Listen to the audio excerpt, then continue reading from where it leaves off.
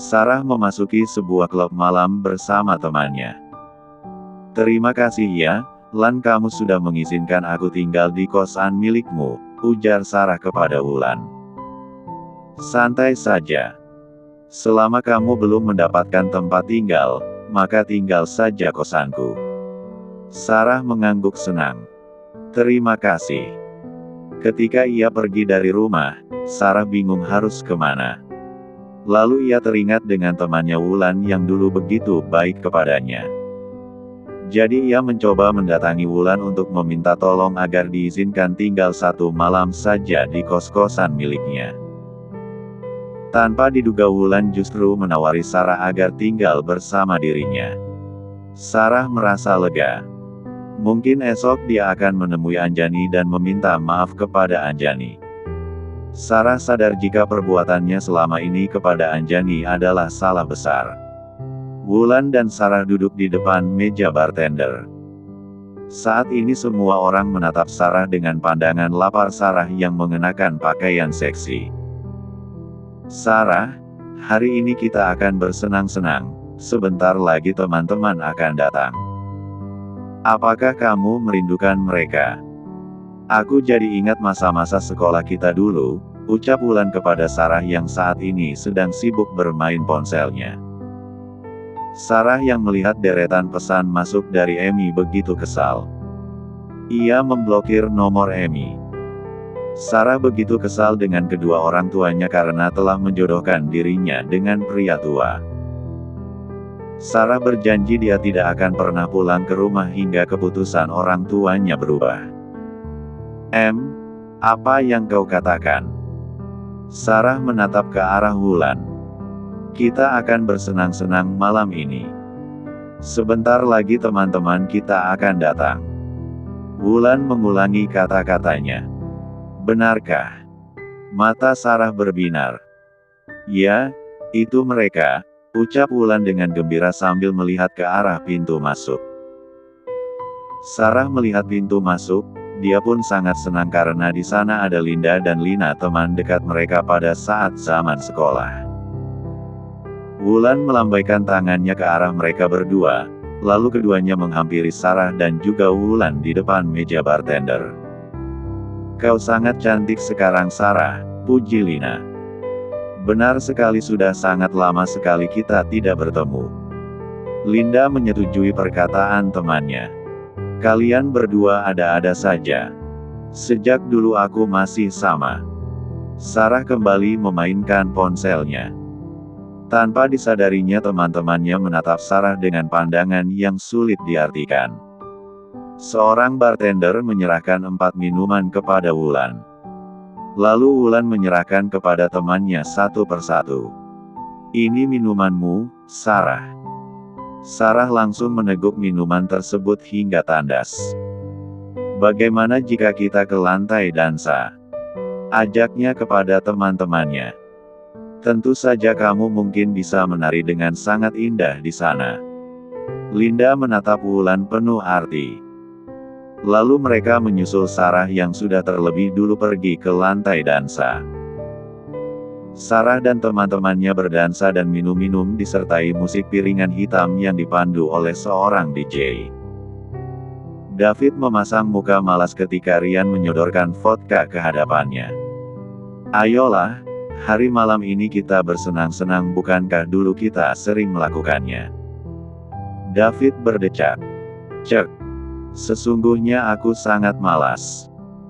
Setiap hari pekerjaanku sangat banyak, lebih baik tidur di rumah dengan santai." "Hei, jangan seperti Abimanyu yang hanya menikmati hari-hari membosankannya di rumah.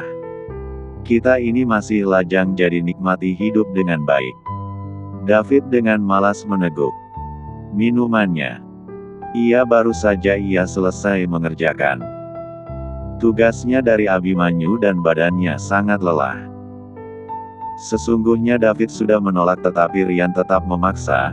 Pria di hadapannya mengaku rindu dengan suasana ketika David, Abimanyu, dan Ryan menikmati masa muda di klub malam. Ya, dulu ketiganya memang sangat senang bersenang-senang. Seorang wanita berpakaian seksi. menghampiri Rian lalu duduk di sampingnya. Rian tersenyum senang. "Yeah, inilah yang namanya hidup. Tuan Abimanyu berkata agar kau berhenti bermain wanita, kau sudah sangat matang untuk menjalani kehidupan rumah tangga." David menggelengkan kepalanya melihat tingkah Rian. Dulu Rian dan Abimanyu sama-sama pencinta wanita dan menyukai banyak wanita, tetapi sejak Abimanyu sakit lalu menikah dengan Anjani, bosnya itu sudah berubah. Bosnya sangat mencintai istrinya. Rian sudah mabuk beranjak dari duduknya bersama wanita malam tersebut. Mereka pergi ke kamar klub yang berada di lantai 2.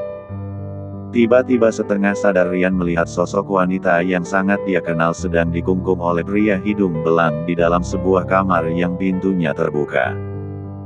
Sarah. Ya, itu adalah Sarah yang sudah sangat mabuk.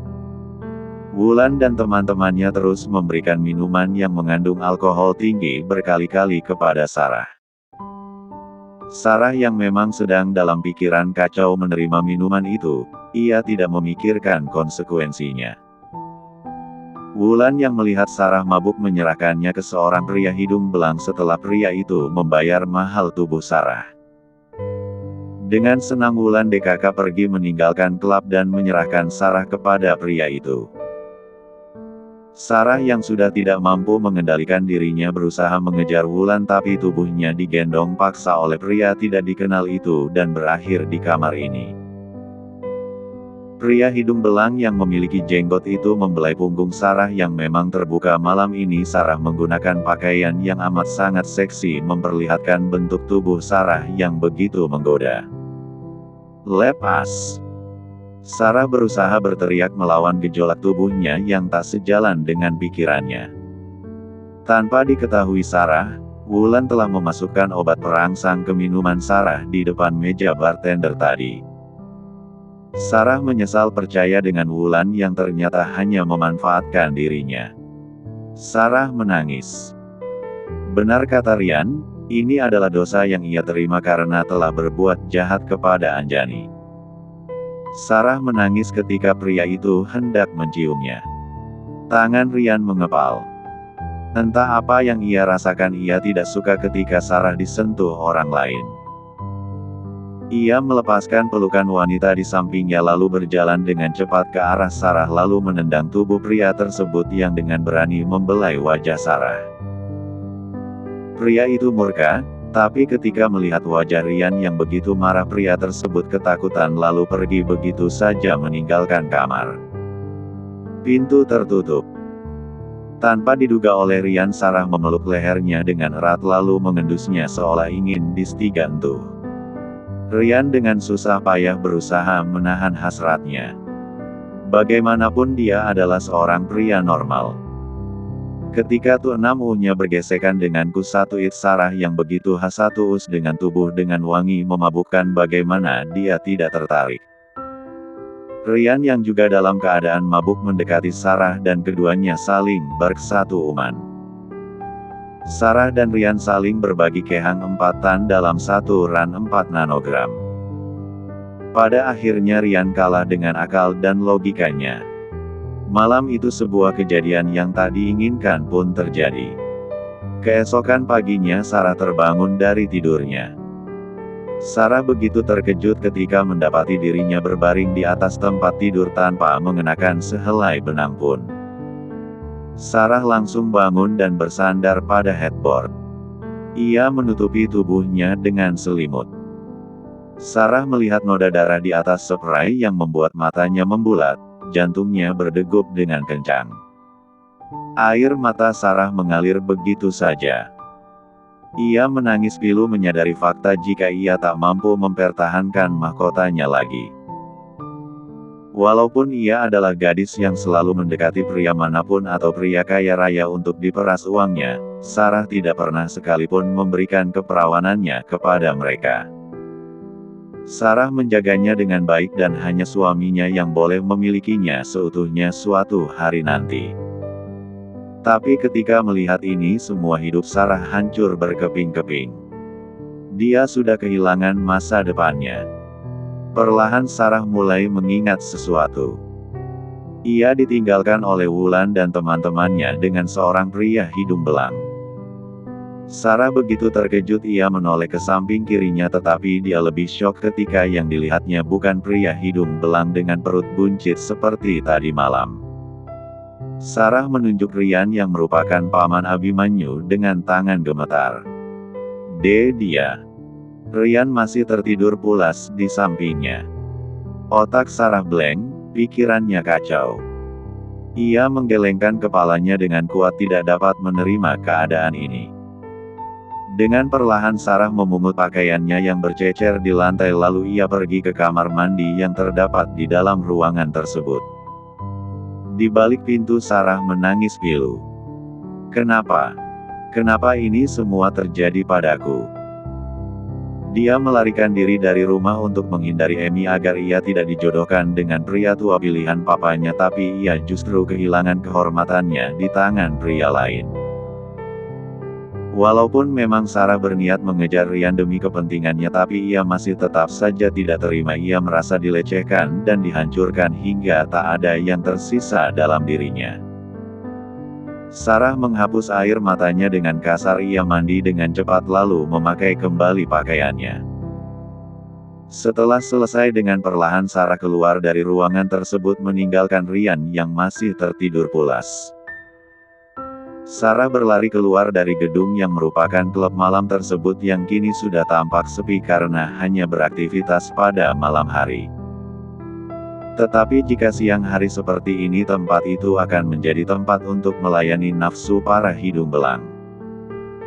Sarah terus berlari menjauh tanpa menggunakan alas kaki, penampilannya sekarang begitu acak-acakan.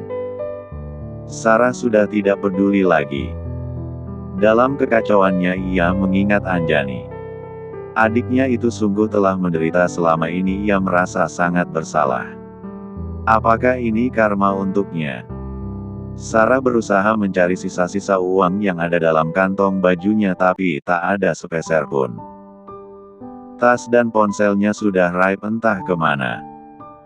Ketika sebuah mobil pick-up yang mengangkut buah-buahan akan melewati Sarah, ia melambaikan tangannya ke arah mobil tersebut.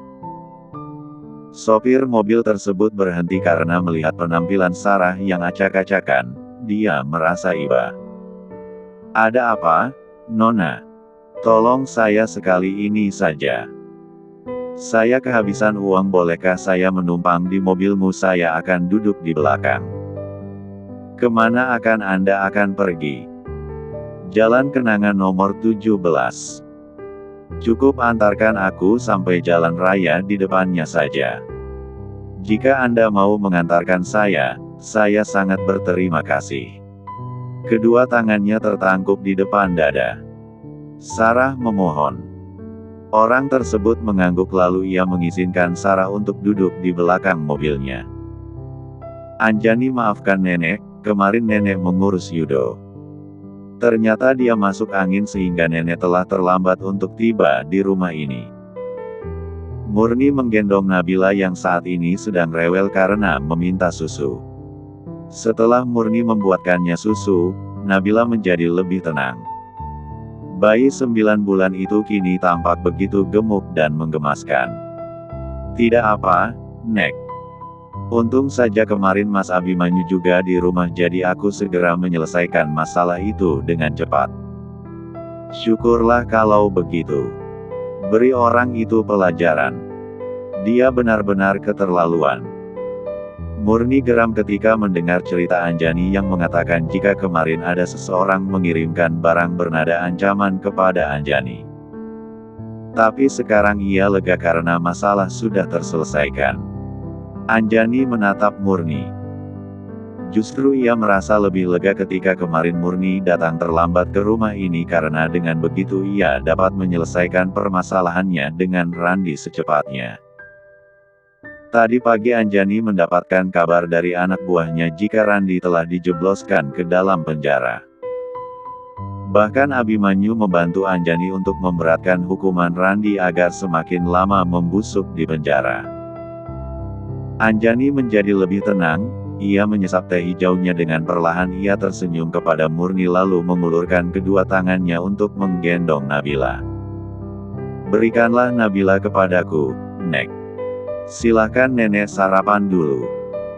Pada awalnya Murni sungkan tetapi Nabila yang terus saja tidak mau diam membuat Murni perlahan menyerahkan Nabila kepada Anjani. Hey, baby girl. You are so cute. Bayi itu terus tersenyum kepada Anjani dengan tangan yang mengepal. Saat ini Alex dan Alexa baru saja tertidur. Si kembar baru saja mandi dan menyusul lalu tidur lagi. Anjani, nenek punya satu permintaan untukmu. Apa, Nek? Sebelum Murni mengutarakan. Maksudnya terdengar bel rumah yang berbunyi terus-menerus. Karena Ratih dan Asih yang sibuk dengan pekerjaan masing-masing membuat Anjani beranjak dari duduknya. Tunggu sebentar ya, Nek. Murni mengangguk lalu ia melanjutkan kembali sarapannya. Anjani beranjak dari duduknya sambil menggendong Nabila menuju ruang tamu hendak membuka pintu. Ketika pintu terbuka Anjani sangat terkejut melihat Sarah yang berdiri di hadapannya dengan penampilan acak-acakan.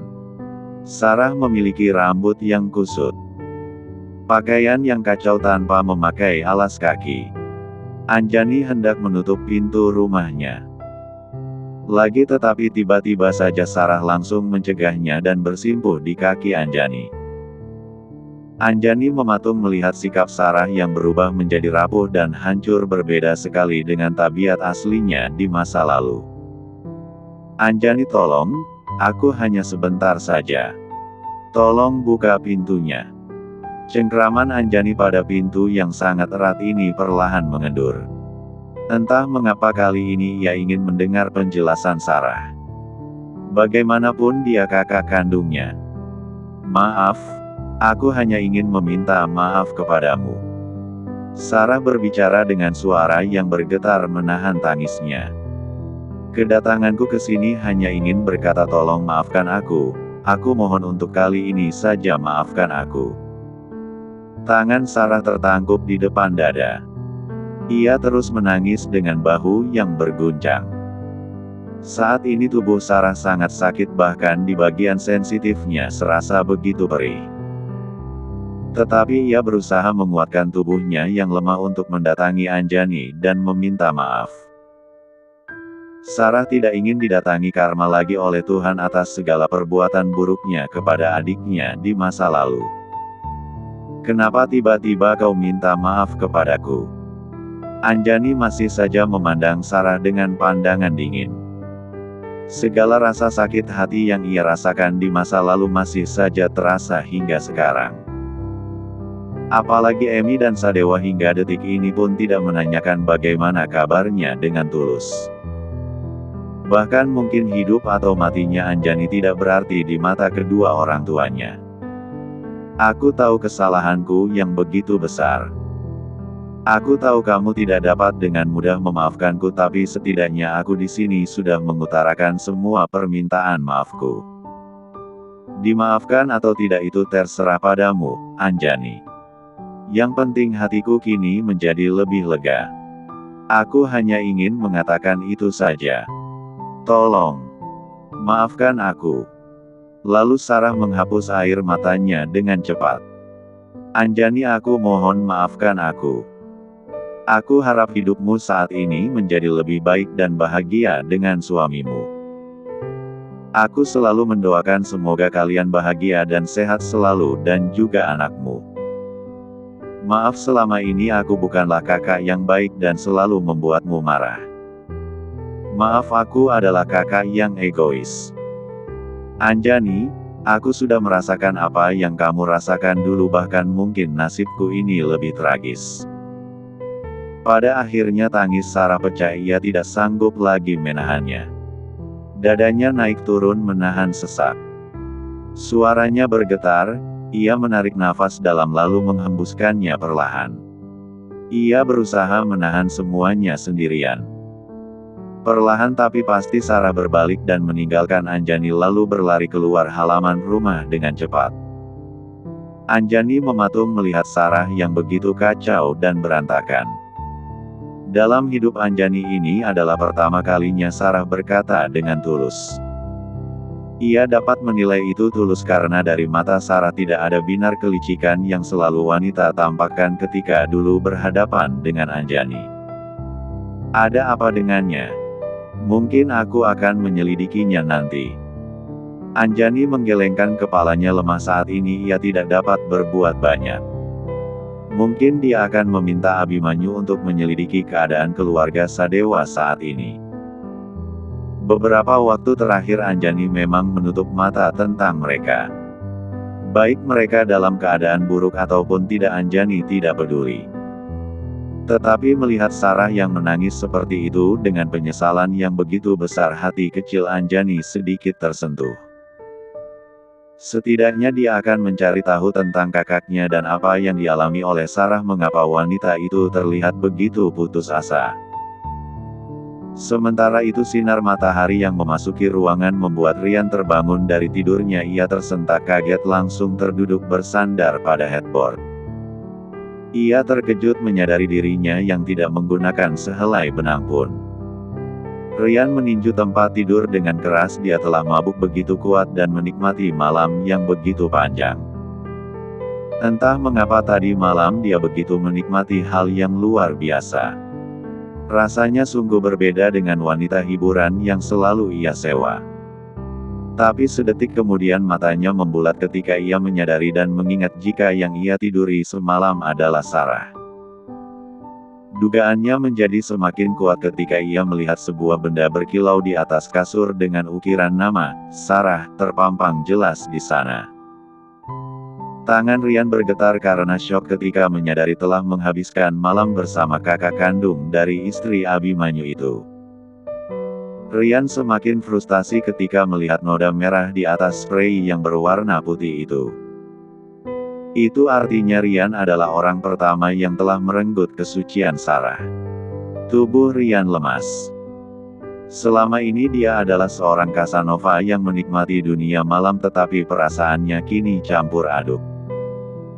Dia tidak menyukai Sarah, dia membenci Sarah. Entah hal apa yang menarik dirinya semalam untuk membantu Sarah pun ia tidak tahu. Ketika melihat Sarah akan dilecehkan oleh pria hidung belang, di dalam hati Rian terdapat rasa marah yang begitu sangat. Tetapi akal dan logika Rian berkata itu hanya sebatas rasa kemanusiaan karena melihat seorang wanita yang akan dilecehkan oleh pria lain. Tapi yang membuat Rian frustasi adalah mengapa justru dia yang mengambil kesucian Sarah. Ini tidak benar. Sungguh aku tidak tahu jika kejadiannya akan menjadi seperti ini. Rian mengacak-ngacak rambutnya dengan kuat, ia frustasi. Mengapa sekarang ia terlibat hubungan seperti ini dengan Sarah? Tiba-tiba saja ponsel Rian yang tergeletak di lantai berdering. Dengan cepat Rian mengambil ponsel tersebut dan melihat nama kakaknya di sana.